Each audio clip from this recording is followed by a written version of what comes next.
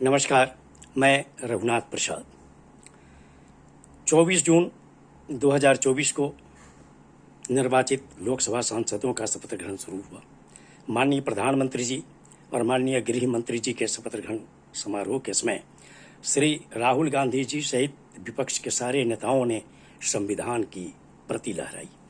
ये संकेत था पूरे देश के लिए और इंडिया गठबंधन के लिए कि विपक्ष कभी भी सामाजिक न्याय के विरुद्ध कोई भी कदम का उनके विरुद्ध कोई भी कदम आएगा तो उसका सख्ती से विरोध करेगा इस संविधान के जरिए।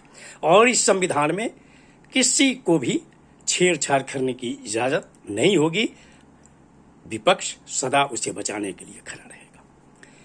जब श्री धर्मेंद्र प्रधान जी का शपथ ग्रहण हो रहा था, एक तो वैसे ही बहुत उदास वो नजर आ रहे थे, क्योंकि नीट 2024 को लेकर भारत सरकार की जितनी अभी फजीहत हो रही है और जो बिहार की घटना है, जो झारखंड की घटना है, जो गुजरात की घटना है, जो हरियाणा की घटना है, जो महाराष्ट्र की घटना है, कुछ नहीं बचा है।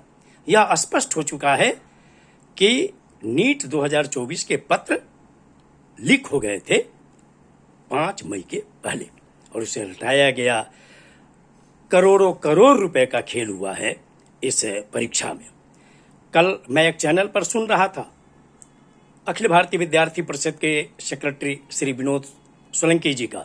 इसके पहले भी मैं एक बार सुना तो वो एकदम कड़े शब्दों में कह रहे थे कि इसे रद्द किया जाना चाहिए।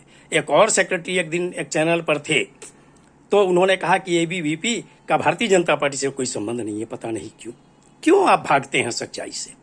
लेकिन कल जो मैंने देखा विनोद सोलंकी जी का तो लगा कि अब आ गए पुराने रास्ते पर। वो कहते हैं कि रद्द करने में ये है कि जो इंटेलिजेंट कैंडिडेट हैं उनको घाटा होगा, जो अपनी मेहनत से वो नंबर लाए।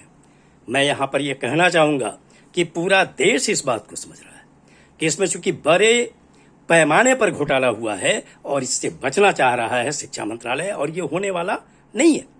ऑनरेबल सुप्रीम कोर्ट ने जो टिप्पणी की है कि 2015 में, तो हम लोग भी जानते हैं कि ऑनरेबल सुप्रीम कोर्ट ने कहा था कि एक भी कैंडिडेट को अगर पर्चा मिल गया है तो रद्द किया जाना चाहिए। और इस बार के लिए ऑनरेबल सुप्रीम कोर्ट ने कहा कि 0.001 भी गलती है तो उसे स्वीकार किया जाना चाहिए और इसके लिए आवश्यक कार्रवाई होनी चाहिए। 8 जुलाई को परीक्षा है। अभी तक काउंसलिंग न तो रोकने की घोषणा भारत सरकार ने की है और न इसके लिए कि आगे क्या कार्रवाई होगी। बस शिक्षा मंत्रालय ने एक कमेटी गठित कर दी। अरे बहुत बड़े बड़े IIT, NIT, अन्य स्कॉलर्स तो मेंबर थे ही NTA के। आखिर शिक्षा मंत्रालय को ये जो नेट की परीक्षा थी उसको रद्द क्यों करना पड़ा? जो PG के लिए नीट की परीक्षा होनी थी उसको स्थगित क्यों करना पड़ा? CSIR की परीक्षा को क्यों स्थगित करना पड़ा? ऐसी परिस्थिति में सिर्फ NTA के डायरेक्टर जनरल को पद से हटाया जाना और NTA चेयरमैन को छोड़ देना यह कहाँ तक उचित है, ये नहीं कहा जा सकता।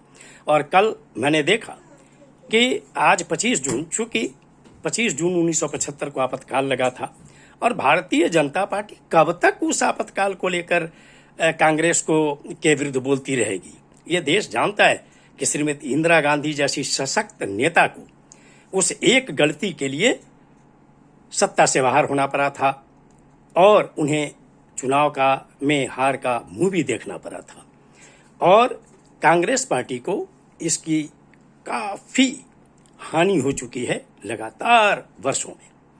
तो आखिर उस बात को लेकर कब तक भारतीय जनता पार्टी ये खेल करती रहेगी कि उन्हें याद करना चाहिए कि 25 जून को अब वो वक्त गुजर गया।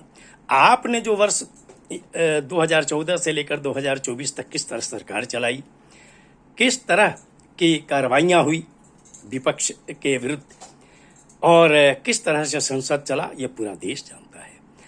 मैं यहाँ पर एक अनुरोध करूँगा भारत सरकार से, खासकर शिक्षा मंत्रालय से, कि अब भी वक्त है। चूँकि 8 जुलाई में देर है, CBI इंक्वायरी होती रहेगी, उसमें जो दोषी पाए जाएंगे उनके विरुद्ध आपराधिक कार्रवाइयाँ होगी। और अब यदि ABVP के भी अगर कोई प्रवक्ता अगर बोलते हैं कि जो इंटेलिजेंट कैंडिडेट है अगर पूरा रद्द होगा तो उनको घाटा होगा, अब कैसे इसको साबित करेंगे? अरे सिर्फ 420 में 420 नंबर लाने वाले 67 कैंडिडेट की ही अलग से परीक्षा ले ली जाती तो सच्चाई सामने आ जाती। बिहार, झारखंड, हरियाणा, गुजरात और महाराष्ट्र में जो घटनाक्रम हुए हैं उससे यह स्पष्ट है, पूरा देश जान गया है कि बड़े पैमाने पर घोटाला हुआ है नीट 2024 में। और सभी बच्चों को 23,35,000 बच्चों को न्याय देने के लिए आवश्यक है कि नीट 2024 को रद्द किया जाना चाहिए। और जो बच्चे इंटेलिजेंट हैं, जिन लोगों ने 700 से ऊपर मार्क्स लाए हैं, 650 से ऊपर मार्क्स लाए हैं, एकदम निश्चित तौर पर यह मानिए कि उनके लिए वो अभी भी पढ़ रहे होंगे, चूंकि वो जान रहे हैं कि परीक्षा कभी भी कैंसिल होने की घोषणा हो सकती है।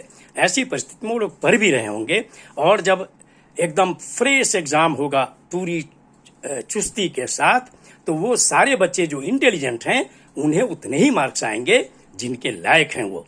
और इंटेलिजेंट बच्चों को कहीं भी उनकी मेरिट दिखलाने से कोई नहीं रोक सकता है।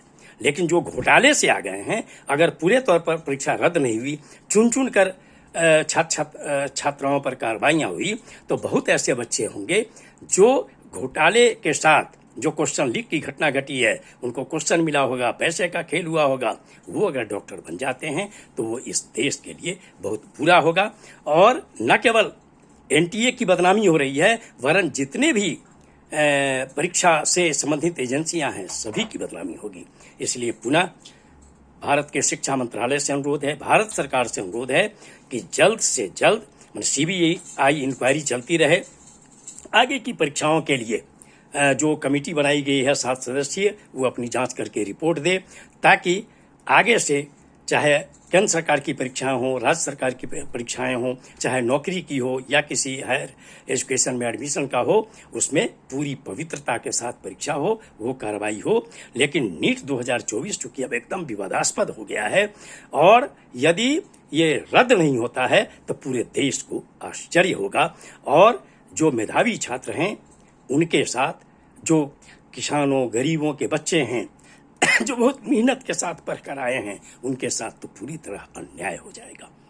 ये वीडियो आपको अच्छा लगा हो तो निश्चित तौर पर लाइक करें, शेयर करें। अब तक मेरे चैनल को आपने सब्सक्राइब नहीं किया, सब्सक्राइब करें, बेल आइकन को टच करें, ताकि मेरे हर आने वाले वीडियो का नोटिफिकेशन आपको तुरंत मिल जाए। आप सभी लोगों के लिए शुभकामनाएं। धन्यवाद। जय हिंद।